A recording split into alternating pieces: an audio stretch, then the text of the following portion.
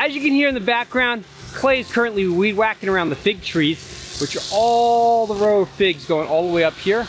I currently am going to be running the chipper and doing some pruning on the fig trees as well as some of these apple trees back in here. See, these have all kind of grown this way because they got these big Doug firs above them. Now, I'm not obviously going to do anything to the Doug firs. They're going to stay there. But these are going to get pruned back just so that way we have a little bit healthier of a canopy. I'm going to take the tops out of them. I'm going to take some of these branches off the side. I'm going to create some room behind them where there's a bunch of maples and random scrubby trees.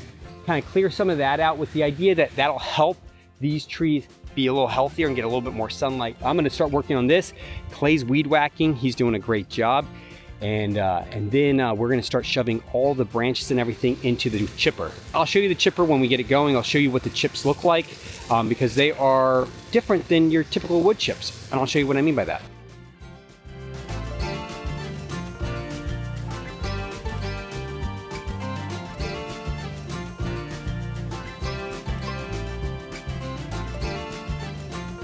We have a good chunk of brush here built up. So I'm gonna show you kind of how we're gonna process this. We're gonna get all this brush right here, thrown in the chipper and chipped, and I'll show you what the chips look like and how this chipper works, because it's a really cool machine. And the best part about it is it's hydraulic. And so it doesn't mean that you have to sit there and shove the branches in. It means my boys can actually help me. It's got safety features on it, so you won't get sucked into it. It's really nice. And it's easy enough to pull behind a quad or a little side-by-side.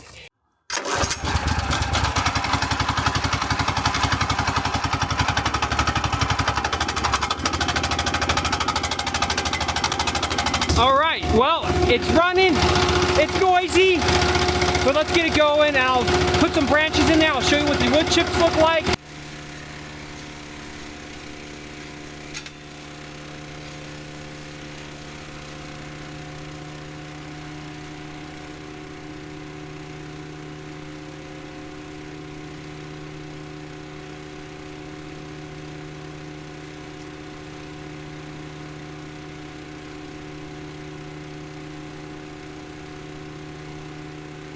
So like any wood chipper, you're gonna have a mix of different sized stuff, different sized chips. And so I find that some of the stuff just gets through and it just gets by the blades. This system that is in here it's one blade that kind of cuts bigger chunks, and that's why you're seeing this kind of shaved. And then there's other chippers beyond that that like dice it up, basically, is kind of what happens. So it's two sets of like blades that are kind of doing the chipping. But you can see it's a pretty nice size wood chip. I got this wood chipper specifically because of the size of the wood chips. Why did I want this size wood chips? Well, right now, the reason I'm chipping this is I don't want to just take all this and put it in a burn pile. We're back here, it's a lot easier. I'm not going to bring the excavator back here or anything like that. It's a lot easier just to chip them. Just chip it through instead of drag it out and drag it to a burn pile. So the idea in the future would be that we show up with the side-by-side or a quad and the chipper, and we walk down a row of apple trees or prunes or figs or whatever it is, and as we do our pruning, we also chip everything and we dump it right at the base of the trees. So that breaks down over time and feeds the tree again. All right, well, we are gonna get back to work. You ready to get back to work? You got your gloves? I left them in the truck. Go get your gloves and I'll prune and you can drag it out here, okay? And then we'll chip it together, okay? Is that a deal? Yeah.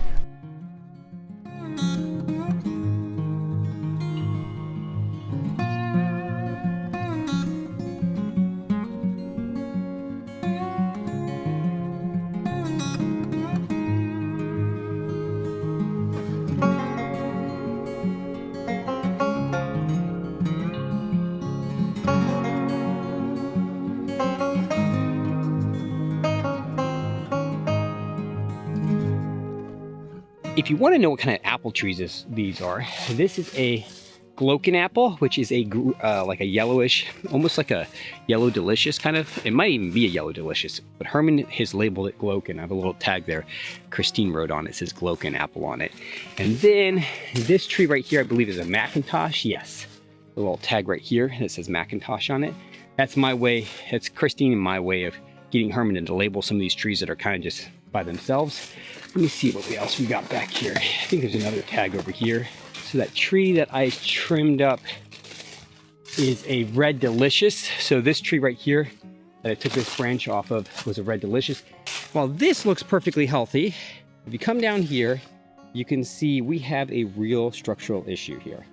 Matter of fact, I'm probably gonna lose both of these branches. Now, I could probably take one off and like I've done, just take this one off and this one will keep growing for a while, but eventually with some time and weight, we're gonna lose both of them. Both of these trees are Red Delicious. So if I do end up losing most of this one, I don't feel as bad because I have one right there that is actually pretty healthy. And to be honest, I could use a little space between these trees. These trees are all kind of stacked together pretty tightly. So if I have to take this tree out because that's all rotten, I'm not too worried about it. We have a beautiful tree right next to it. And when I say beautiful, well, within reason, it's covered in moss. It's got ivy growing up it, and it hasn't been trimmed or pruned in a very long time. So I guess beautiful to be. It will be beautiful in the future. You boys ready to start working? Yeah. You guys got your hot cocoa? Yeah. You got your gloves? Yeah. You got a bad attitude? Yeah. You're supposed to say yes. Yeah. You put your plugs in so that, because that's a gas one, put your mask on. I want you to go through and weed whack everything around here that your brother wasn't able to get because the electric one wasn't working very good yesterday. It had a low battery. You get that done. Clay, you're going to help me for a little bit, okay? We're going to be running the electric saw, so we don't need ear protection for that. And we are going to start pulling stuff out. You guys ready to make this place look beautiful? Yes. All right. Clint's doing a great job weed whacking. He's getting done. Clay's been helping me drag out these tree branches, as you guys saw. We got a whole pile here that needs to be chipped. Once we get this chipped, I'll be able to see the rest of what I need to do in here. I took this tree back farther than I really want to, but the problem is everything was leaning in one direction. And since we are going to open up this canopy a bunch, there's gonna be new growth growing. And that new growth will end up being on, hopefully, what is the east side of the tree. Right now, everything was on the west side. So we're gonna open this up. We're gonna do our best we can. This tree's cut back way more than I really wanted to cut it back, but I really don't know how else to do it without doing it like this. There was so many dead branches. There was so much just dead stuff sitting in there. It was a lot. It was probably 50% of it was just dead, covered in moss. So we're gonna get this tree, we're gonna get all this chipped up, then we're gonna get that tree finished off, and then we'll move on to the next.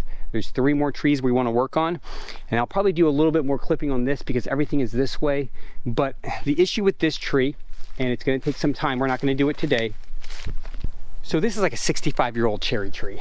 I'm not gonna cut it down, but I am gonna take out these 3, 4, there's like 3 or 4 little cherry trees in here. I am gonna take these out because we never get cherries off of them. It just doesn't happen. They don't produce a lot, and what does get produced ends up going to the birds. So we are gonna take these out. That'll relieve a lot of the pressure off of these apple trees in here. And since I do get apples off the apple trees, a lot of them, I'd rather have the apples.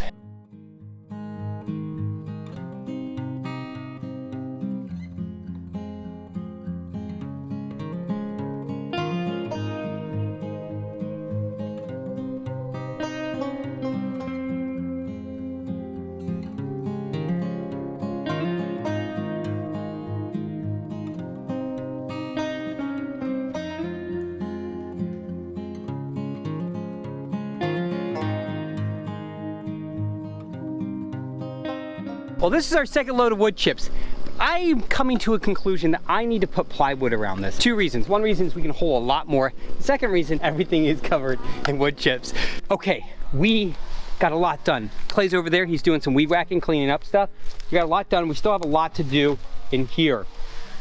I'm gonna get in here and prune this back, figure out what I'm doing with this tree. Obviously, I think this is about as pruned back as we're gonna get up here. When it comes to this section, I'm not sure what we're gonna do.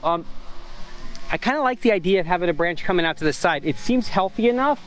It's been holding a ton of weight previous years. So I'm not sure what I'm gonna do with it. I also like the fact that the kids can sit on it and climb on it and get apples, and there's something romantic about having a branch come out that low on an apple tree. Sorry, I'm a little bit of a romantic. So I'm gonna work on that. While I'm working on all this, Clint's gonna take this and he's gonna go put this in our goat hotel. Now this goat hotel that he's gonna put this in is the top one. It's the one where we put the moms when they're gonna kid. And so we're gonna put it in there, and this is gonna be the bedding. We're gonna do this multiple times. We're gonna put a bunch of it in there. In the past, we've put hay in there, and they let the goats just spread the hay out, and that became the bedding. In this case, we are going to take this, and because it's just so small, and I think it'll be so good, and it's already wet, so it'll produce heat. So if we can layer this up pretty deep, probably about this deep, maybe 4 to 6 inches deep. If we can layer it up 4 to 6 inches deep, that'll actually create, with a little bit of hay, a really nice warm bedding for our goats. Because we're coming up in January in a few days. Happy New Year. And January and February are our coldest months. We always end up with a lot of cold weather through January and February. Usually that's when we get some freezing rain. We get nights that are like maybe mid 30s. Now, okay, I mean, mid 20s. Okay, I know that's not cold for the rest of the United States. I've lived in other parts of the United States, but for here, with the way that we farm and we set up our animals, it's a little cold. So having some good green wood chips down with a little hay on top of it, or straw. We don't have straw, we use hay. The reason we don't use straw is because a lot of straw has herbicides built into it because of the way that it's farmed. So because of that, we use hay that we know is no spray, so the goats eat it. Whatever they leave on the ground, they make a big mess out of. That becomes the bedding. Just a little heads up on how we do this. So we'll put this down first, and then when we're ready to go in the spring, we can clear all this out, and this can all go into a compost pile. And sure, it's gonna be a little bit on the woody side, but it'll have tons of goat poo and pee all mixed in, and it'll be good for gardens or under trees or whatever else.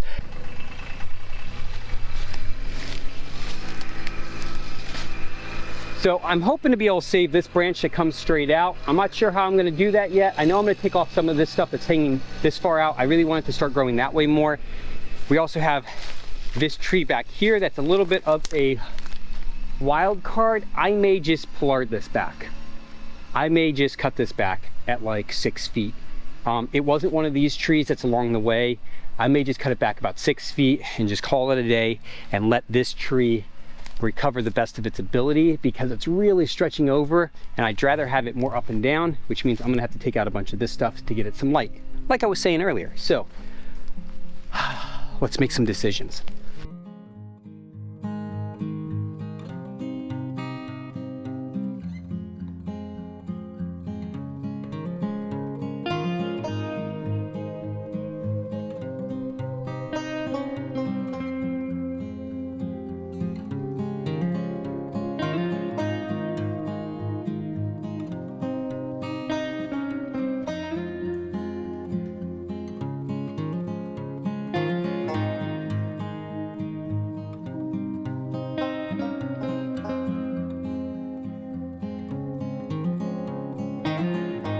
I wouldn't say it's the most beautiful tree, but it's a lot better than it was. I cut a lot of the broken stuff out. A lot of the stuff I cut out was actually already snapped and cracked. So I cut that out. I cut off a lot of the long branches that were going to break next summer.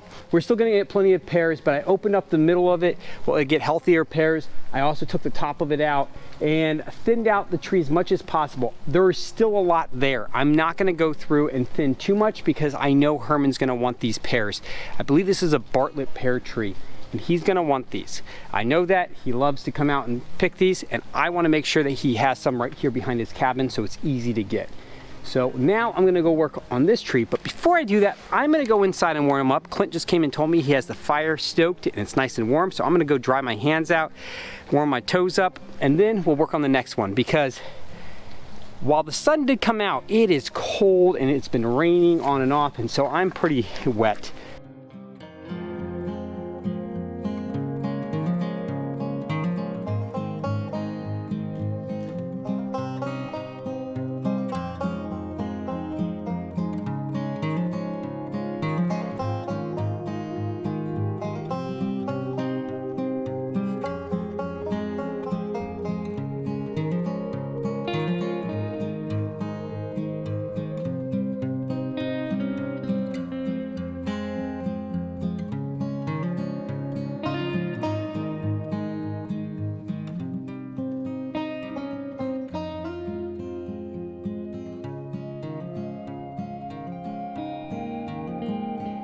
I know it looks like it's a rainy day, but I promise you, 45 minutes ago, it was beautiful blue skies, but that is not stopping my goats from getting some work done. Hello, goats.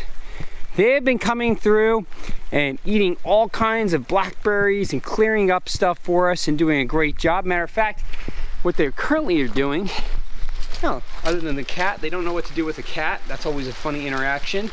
The cat doesn't want anything to do with them, and they think the cat's gonna eat them. They're doing an amazing job coming through and not only cleaning up Herman's garden, as you saw, which I had permission for. He asked me to actually do that. He goes, oh, have the goats come in and they can poo everywhere. They've been coming through and they've been eating this down in here, which is great because it's kind of why it was here. They're eating down all the grasses and the oats. Here's some wheat that is still sitting here. Nobody's eaten the wheat berries yet, but they've come through and they have eaten this down in a pretty terrific manner. I mean, really have done a great job. This was there as a cover crop. And for them to go in and do what they did meant that cover crop actually became something of value. It fed my animals. So that's one little thing. Figured I'd show you that, but we are going to continue to do pruning. We need to get in and we need to prune the figs over here, as well as we need to prune the figs over here. I want to show you something that I learned last year and just lately, and it's how I'm going to prune my fig trees going forward. So last year I came in and I cut this poor old fig tree off. I mean, I really butchered it, but fig trees are really good at coming back from being butchered. And what I left was a lot of taller, lanky stuff just because I wanted some leaves on this. Well, now I'm gonna go back and I'm gonna cut all the tall, lanky stuff off. Okay, you see all this tall, lanky stuff I'm gonna cut off. And I'm only gonna leave what's our first year growth. So anything that's leaning down is gonna get cut off. Okay, anything that's thicker growth is gonna get cut off. First year growth is gonna look like these. Okay, and this is where our figs are gonna be this coming year. It's gonna be on these little sprouts that have shot up. The bigger stuff is second year growth. Second year growth, if I don't cut off, will end up being the big tall stuff that eventually I have to come in and prune back the way I just did it in the previous year. And so what I'm gonna do is every year I'm gonna come in and cut all the second year growth off. Okay, now that I have these big stems, I'm gonna cut all the second year growth off and I'm gonna keep all the first year growth. I just figured this out and you're gonna go, well, you could have just looked it up online. Well, I've looked online and I've talked to Herman and I've tried to figure this out. Herman has never trimmed these, ever. He never trimmed his fig trees. He just got all the fruit from the top. So by going in and taking off the second year growth and leaving the first year growth, we are going to consistently have figs nice and low to the ground. So if there's an area that's too dense, I can always go in and prune that out. Well, that is much, much better right there. And that's kind of what we're looking to do. We're going to go through and we're going to start cleaning up these fig trees. Well, this tree also is in great shape. Just a little bit of pruning around it, nothing crazy. We're going to get the stuff that's going off to the side, kind of nip some of that, nip some of these long lanky ones that are going to the side, get them cut off. And now we have a whole tree covered in first year growth. And this first year growth is going to give us figs this summer. That is something that I just learned. I learned it because I did something. I kind of did something that I was a little afraid of, which is come in and prune something that Herman was very adamant about me not pruning. But I knew I needed to prune it because if I didn't, I was going to have dead trees. And I was going to have dead trees because we're going to continuously get these frosts that come in, and these frosts that we have end up freezing the branches, and then we get some freezing rain, some snow, and what we see is these trees end up having branches snap off. And these branches, as they snap off, they just cause damage to the overall structure of the tree. And we've seen that year after year, not just with fig trees, but with apples and prunes and pears. This is one way to try to avoid that, is to come in and keep these trees a little tighter in. We're going to continuously try to experiment and figure out what's going to work as we grow as a farm and as I mature as a farmer, as a homesteader, as a gardener. And that maturity only happens by making mistakes. And there will be a lot of mistakes made. It's just kind of life. I mean, you know, I think of like our little one, Cecily. You know, the only way she finds out something is hot is by burning herself. And so far she hasn't burned herself, but it will eventually happen just because she's a little kid and she has curiosity. And that curiosity is really what teaches you lessons. And in this case, I have lots of curiosity about figs and growing fruit and all that kind of stuff. It stopped raining, which is lovely. We're gonna come in and we're gonna finish trimming this, but not this very second. Let me take you over and show you the progress we've had on the area over here. We just got that tree right there pruned. There's still some of the scrap down here. We haven't got it all pulled up and chipped. We got this one pruned. We got that one pruned. We got that one pruned. And we got that one pruned. We didn't get to the apple. We got all the figs, as I've shown you, all the way down done. And we opened up that east side that I kept talking about. I think we got everything out that we need to, other than the trimming of this cherry tree. Take some of this out over here. Most of that over there we're not going to worry about today. None of that's really affecting the sunlight over here, but we did open up this whole entire view right here that you could never see before. That was a view we never had before. Now, it's not that I really wanted that view, but I want the sunlight coming through. There's going to be a few more things I'm probably going to do in here. I think I'm going to come in with my climbing rig, and I think I'm going to climb these firs right here and just limb them up a little so we get a little bit more of that sun poking through this way. Nothing major, just take off some of the dead limbs, nothing, probably limb them up 30 feet, nothing crazy, but just enough to get a little bit more light coming through here. I'm gonna do the same thing to this one right here, because over here, right over there is gonna be a garden. And I'll show you, let's take a look at that. Also, we're gonna have a path here. In the past, we've never been able to get through here, so now we'll actually have a path coming through here. But over here is going to be that garden area. I'm still not done working on it because we got a little too wet. But over here is going to be that garden area that I talked about putting the kale and Swiss chard, pie potatoes, all that kind of stuff right in here. It's a little bit on the north side. It's going to be great garden beds going that way. And I need to come in and do a little bit more work. But for this week, we got a lot of stuff done. I'm really happy with what we got done. We still have some cleaning to do. We still have a lot of wood chipping to do, but the wood chips are actually going to be really useful for us on the farm. And the best part is, we had a good time. It wasn't too cold, right, boys? Yeah, it wasn't too cold. No, not too bad? Yeah, not too bad. Not even in the afternoon when we came up. No, it hasn't been. As long as it's not raining and windy and cold, it's not too bad. He's bundled up really good because, well, you thought you were gonna go inside and get warm. And then I was like, hey, we only have like 45 minutes of daylight. Let's just wait. We can put off warming up just a little. It's not too bad. We can get a bunch of work done and then we can go. So we're gonna still work, but it's getting a little dark. And I wanted to show you kind of what we had done this week. And I'm actually really happy with this. I'm not happy with the fact that I'm not gonna be able to work remote anymore like I talked about in the last episode. But I'm happy with what we got done. I'm really happy with being able to focus down here and just really think about this area is what I need to focus on. That's really nice, huh? Yeah. Does it help you guys too? Yeah. So we'll see you guys. Thank you so much for joining us on A Simple Life. And we'll see you next week, right, boys? Bye. Yeah, bye. See ya. Bye. Bye.